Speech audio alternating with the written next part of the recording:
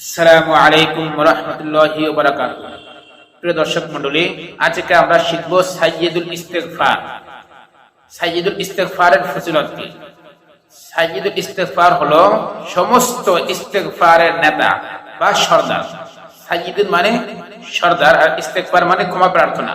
তো সাইয়্যিদুল ইস্তিগফার অর্থ হলো সমস্ত ইস্তিগফারের নেতা। তো এই সাইয়্যিদুল ইস্তিগফার পড়লে কি ফজিলত হয়?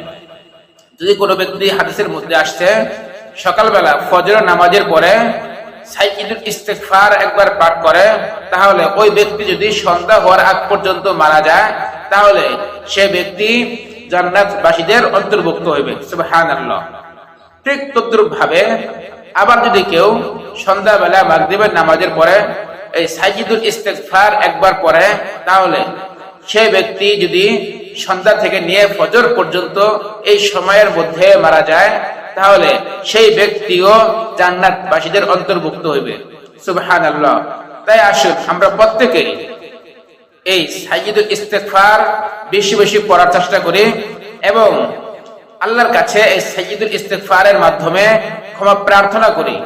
যারা পারে না তারা আমরা এই ভিডিওটা দেখে শিখে নিব ইনশাআল্লাহ।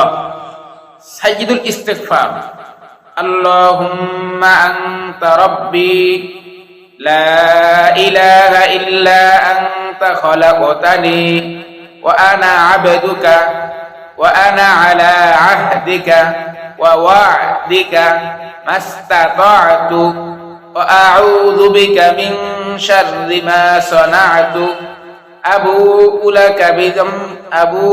لك بنعمتك علي وأبوء لك بذنبي فاغفر لي فإنه لا يغفر الذنوب إلا أنت।